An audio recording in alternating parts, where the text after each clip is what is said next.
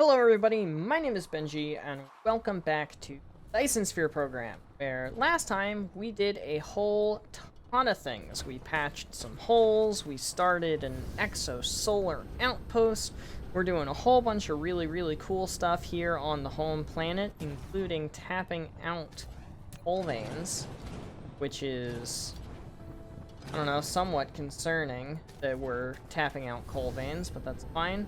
And we are making really good progress towards green science, which is the next of the sciences on the list, on the docket for us to do. And it's really not that hard. It's only 2 steps away. We've gotten the hard stuff done. The hardest piece of blue science, the hardest part of green science is the blue chips, and the hardest part of blue chips is the Casimir crystals. Casimir crystals are a nightmare. Nightmare. Ridiculous, the cost of these things.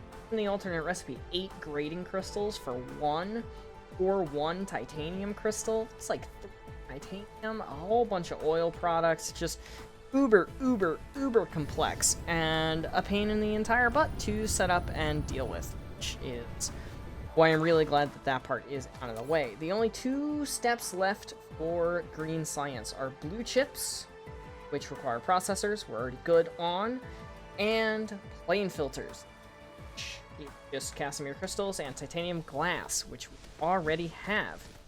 The other thing, which I mentioned last time, I'm literally recording back to back here, so I have very fresh memory of what I said last time. You all might not.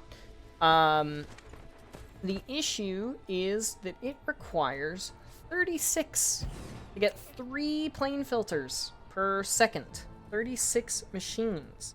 Because we're trying to get 3 per second, there's 12 seconds for each one, so 12 machines for 1 per second times 3, 6. If we divide that into a system of 4, it's only 9 machines, which is kind of the exact same setup that we've got going on here to an extent. A little bit different because of the water input, but that's not a huge and big deal at all. So it's not awful in terms of size, but it is awful in terms of it's quite literally, let's take a little look-see here. That is 7, 8, 9. 9 machines. And this only gets us 3 per second. Absolutely and completely entirely bonkers. But totally doable, not that difficult at all. We actually don't even need to offset them because of the fact that we only have 2 things coming in. We can just do number 1, 2, so, and then just do 1 in, verse, and then very similarly on the other side, 1 out, number 2 comes out, and then 1 in, 1 in. I did outside first, inside second, and then the internal belt go like this. Outbound belt go round. Don't know why it's giving me that when I'm literally doing it in the moment. At the moment, I made that a little far away. Good. And now we have all of our belts. And super duper simple, super duper easy, just set this up and done. Very similarly for the quantum chips, although it is only going to be half, both half in terms of the production, because we've got 3 per second of this, takes 2, 1.5 per second, and it's also going to be half the machines. So if we want 1.5 per second times 6, per 1 second, it's only 9, which means I'll probably end up only doing a system of like 8 for that, just to have it be super duper simple. I need to have them as separate systems because there are things in the mall that require plane filters in and of themselves, which is a whole big pain in the butt, but that's totally fine. But it's literally gonna go probably just right here, and then very similar, same thing. Requires foundation, but whatever, you get the idea. We're gonna have 8 here for the blue chips. And then, of course, the green science. We have everything for the green science now. We've got graviton lenses. We've got, we will have quantum chips, the blue chips, and it's literally just going to be a matter of finding space on this very crowded rock to actually be able to produce this. It's probably going to end up being up here, maybe over this way, probably here, right next to the oil production. Because, yeah, we are out of space on this rock. But the good news is, this is it. We're done after this. We have every single material being, with the exception of things that are Dyson sphere components, or the launch rockets, that kind of stuff. We're not producing that here, or the war material. We're not producing much of those here, but everything else has been produced. All of the motors, all of the other stuff, all of the other chips, all of the glasses, all of the ores and alloys, all of the oil materials, all of the everything else, strange matter. Everything has been produced with the exception of these two items. So once we have these two items, we are done populating this planet. Means, ladies and gentlemen, this is the last episode that we are strictly contained to system.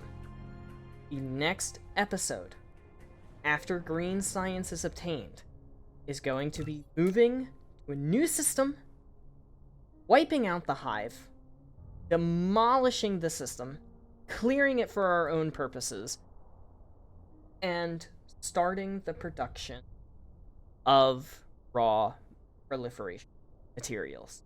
And help it, warpers would also be, although I kind of doubt it, looking at the amount of stuff that's in here. I kind of doubt that we are going to be able to have enough materials to make warpers on site here. But have no fear, eventually we will get to a point where we have warpers aplenty, and I'm not worried about that in the slightest. And then after we're finished with our proliferation, first of all, is going to require some big blueprints. Much bigger than we have now. Probably going to be all-in-one for proliferation, just because of its simplicity and the fact that I want scalability and direct insertion, input to immediate output. Then we're going to move the war system. We're going to start producing cannon shells, antimatter rounds, missile sets, all kinds of different materials. For the slaughter of the fog in our war system. And that's going to be a great time. I can't wait to steamroll this entire universe and conquer it. Use every single cluster to our advantage. Not every single, of course. That's way too ambitious for me and my machine. I'm already hitting, you can see it popping up here, I'm already hitting my maximum resources while recording. And that's going to cause issues, but we'll cross that bridge and burn it when we get to it, I guess. I've got some big plans for this save. I've got some very big plans for this save. Probably not the full 30 per second white science that we had in the last save. The big thing is going to be the war and the planetary combat and everything of that nature. But I've got some big plans. I won't reveal them just yet. But yeah. I'm going to get started on this, come back with green science, and then we're going to talk about the proliferation a little bit more in depth. See you soon. And starting at the end, green science is ready. I have the proliferation hooked in, ready to go. Green science set as a demand. Moving backwards to where we're actually producing the green science. Over here, we have 36. There are 6 stacks of 6, which 6 inputs of graviton lenses and blue chips, the quantum chips. Moving backwards even farther down here somewhere over the rainbow. Where's it at? I completely forgot where I put it.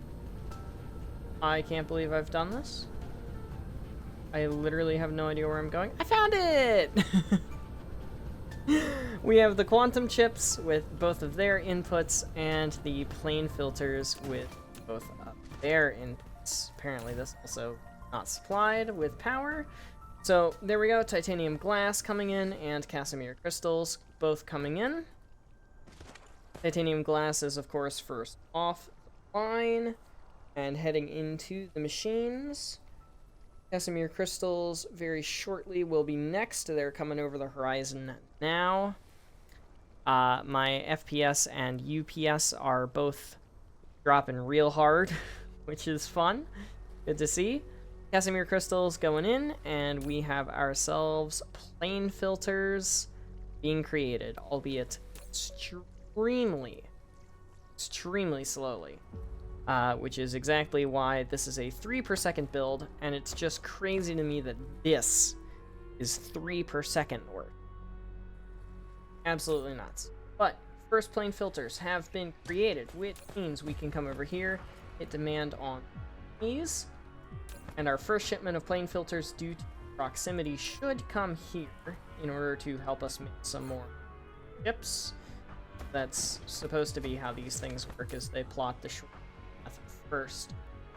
However, it is going to take a minute just because of the nature of these darn things themselves. Yep, first shipment is minus 70, and it looks like it backed this guy, which is super duper. See? Go, plane filters on their way. Plane filters come in, get proliferated, and put in quantum chips. The first round of quantum chips, I believe, is a milestone. Sure is. At 41 hours and 20 minutes. Absolutely bonkers. Now, I have no idea where the first shipment of these things is gonna go. It could go to the mall, or it could go to science. I don't even see the science, but I do see the mall, so it's probably gonna end up going to the mall first, if I had to guess, which means what I'm probably gonna want is grab all of the chips that I can. Of course, it makes 35 chips, or have made 35 chips, just because of the nature of it. And then wherever the heck I put the science, I know it's on this side of the planet, up this way. Yeah, no, it definitely would have ended up going to the mall first. There's no way it ends up coming here first. However, what I can do is this, hit demand, and also help if I actually hand on it. Graviton lenses look like they are on their way. No idea where they're gonna end up coming from. No idea what the routing is gonna look like for any of this stuff, because this planet is a disaster. It's a disaster, but it's my disaster, and that's okay, because it's a starting base. How crazy is it that we have hit the second to last science in the game, and this is still technically kind of still just a starter base? And it's not an early game starter base, but it's a starter base. Also, wow, that was quite a few quantum chips being able to process all of this. That's a little wild. That's alright, though. More graviton lenses coming in. Green science about to be produced. Any second now. There it is. Gravity matrix at 412056. Perfection. Oh, you love to see it. You love to see it. You love to see it. Now, this bad boy takes 600 of those bastards, and we just made 48 of them. So that is going to take a hot second, but I don't really have anything else to do except for wait and talk about proliferation. Let's talk about proliferation. Proliferation is a glorious thing, and it lets us get extra products. As I've mentioned before, if you've been following the series, I like to use proliferation as a sort of less input for the same output kind of thing. Some people make perfect ratios and all that good stuff, but not me. That's not really my shtick. So, on the contrary, what I end up doing is I design a perfect ratioed build. say for iron ingots, it's a 1-to-1. So if I want 30 iron ingots per second from a build, single blue belt worth, then I put down 30 smelters. But I proliferate the inputs, which means due to the 20% extra production of product coming from these guys, that's technically kind of, sort of, ish saying that I would end up getting, or only requiring 80% of the input. So it's essentially a way for me to have extra products and not have to put as much in, but I still know exactly how much I'm going to get out of the build. Or at the very least, I calculate for how much I get out of the build. And if I have extra, it backs up, and that's super nice for me. I like seeing full belts. As much as I like seeing belts perfectly saturated, moving at exactly the precise rate, and the game is optimized for that, the game is even further optimized for fully condensed and saturated belts. So I plan for that, and I plan for fully saturated belts as much as I possibly can. So proliferation is pretty important in order to make sure that that actually happens. The proliferation Mark III is even better with that, because 25% extra products, so 75% of the input gives you identicality. Exactly what we want. It also gives 60 sprays, which is more than double that of the previous iteration, which was exactly double the previous iteration to that. And the other really weird thing is that each one takes 2 in order to make 1. So Proliferation Mark III takes 2 Mark IIs, the Mark IIs take 2 Mark Is, and each one requires an additional product to the proliferation juice themselves. So in order to get a set rate of Proliferation Mark III, we need 4 coal in order to have coal, and what would be 2 coal for the diamonds. Actually, 4 more coal, so 8 coal in order to get just to Proliferation Mark II. 8 coal per second for every 1 Proliferator Mark II per second. And that would be for 16 for every... Or no, I already accounted for that. So 8 for every 1 Proliferation Mark III per second, and carbon nanotubes, which is titanium, and graphene, which is graphite, and sulfur, which is oil products, which is more coal, or hydrogen byproduct, no matter how you split it. It's some kind of a hydrogen byproduct or something along those lines. Unless, for the carbon nanotubes, you use the alternate recipe for the advanced carbon nanotube using spiniform stalagmite crystals, or these lovely things that I have not unlocked in this area yet, but spiniform crystals. Super duper important. So in order to get 1 Proliferation Mark III per second, we need 1 carbon nanotube per second, which is 3 spiniform per second. Lot better than all that titanium, graphene, extra coal kind of crap. And then we need 2 Mark II, which is 4 Mark I, which is 4 coal.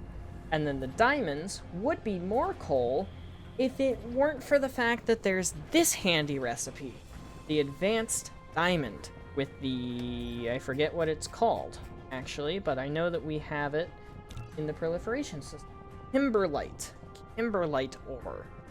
Every 1 kimberlite ore is equivalent to 2 diamonds. So, we need 1 kimberlite ore for each of these. 1 kimberlite, 3 spiniform, and 4 coal, as opposed to like 16 coal, bunch of oil products, bunch of byproducts, and a whole bunch of other stuff. Makes it really, really simple to get a ton of Proliferation Mark III using some very key extra resources. Not hard. Especially when in our proliferation system with a very high tier hive, we have all of that.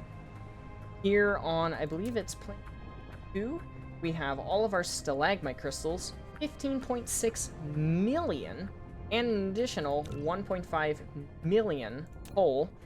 Absolutely great. We're going to be taking this because it's an aquatic planet, and we only have 0.5% building area.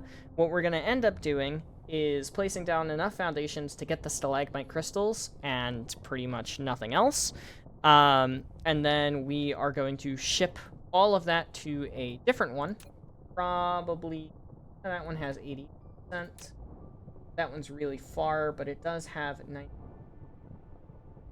And the rest of the coal, not the rest of the coal, but some of the rest of the coal in the system. We'll probably end up shooting it all to here, the lava planet, which has 6 dark fog bases on it. Won't be a problem to take those down. Super easy. Which has all of our kimberlite ore, 600,000 of it, and some coal. If we proliferate every single step of the process, we will get so much proliferation Mark III out of this, we won't even know what to do with it all. Genuinely. Won't even know what to do with it all. So that is going to be the plan for next time. Now, at the end of this episode, I'm going to unlock and showcase the photon spotlight mining, and we will end off with that, replacing all of this loveliness and give us a little bit more space in our system here. And then I am very excited to move to a new system next time, start with some good old-fashioned war, and begin the process of developing, copying and pasting a whole bunch of proliferation blueprints. I'm probably going to aim for 12 per second, I would say, would probably be reasonable, especially now that we're going to have, with the quantum chips, we're going to have the assembly machine Mark IIIs, which are a assembling speed of 1.5. So we'll need less machines per production thing, save us on space and, well, not power, but space. And we're just going to have a really great time with all of that. So give me a minute. Let me finish this up, and I will be right back. And the first photon spotlight mining machine is finished. At last. At long last, we have it. Our salvation. Saving us from the spaghetti and from having to put down an absolute buttload of belts, mining machines, powering them all the stuff that we are saved. Because all it takes, one mining machine to cover much more than we have to in order to be effective in the first place. Power it on, jack it up to 100%, and boom. We're done. That simple.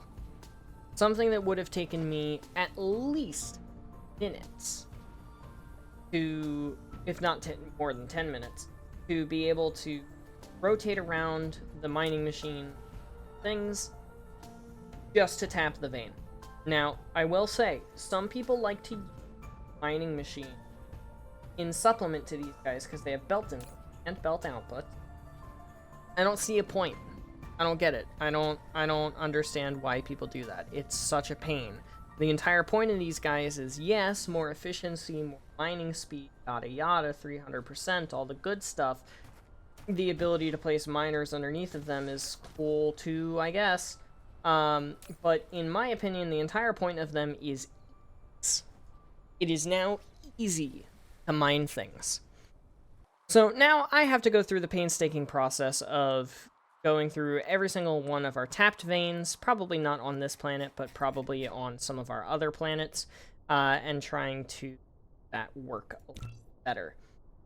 Taking a look at our planetary resources here, we are super low on oil, not a big deal. Running low on coal, stone, silica, everything else is perfectly fine. Iron, we used to have 30 mil. How crazy is that? And next time, we finally get to move into much, much, much larger endeavors with our proliferation system. And I think genuinely, the thing that I'm going to end up doing in the proliferation system is just completely clearing the hive. I don't think it'll take that long for us to do it.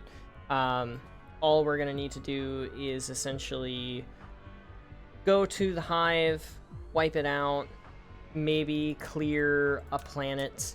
Probably this one, in all honesty, just because of the fact that it has one base on it. We'll clear the planet, set up some sort of a way for us to have power generation, more than likely through wind, have a way for us to charge, and then we can just go poke the hive, poke the bear, and essentially war of attrition it until we eventually take it down, go to all of the planetary bases and take them down as well, make sure that they are all demolished and destroyed. The hive does look kind of scary, I'm not gonna lie. They have 6 of these big squads of lancers, as well as the ring. A whole bunch of whales. You can kind of see if I can actually, like, get on it here. Ton of whales. I see 1, 2, 3, 4, 5, 6, 7, 8, like 9, maybe 10 groups of 4 whales. That's definitely a lot, and I'm sure that there's some laser platforms and stuff on. That's fine. We'll deal with it as we come. We will clear the system, and we will begin our work, our purpose, proliferation. And that proliferation will aid us in war, and the war will aid us conquering the rest of the system and making sure that we are the dominant life form in this system. I'm super excited. I hope you guys are super excited as well. Please feel free, as always, to let me know your thoughts if you have any tips, anything of the sort. And yeah, that's gonna be it for now. So, thank you everybody so much for watching. I hope you have enjoyed. But without further ado, adios, sayonara, au revoir, hasta la vista, das vidania, bien, ciao, and goodbye. Please have yourselves a fantastic rest of your day. Get some to stay hydrated. This video is in the bag, and I will see you guys in the next one. Later, y'all.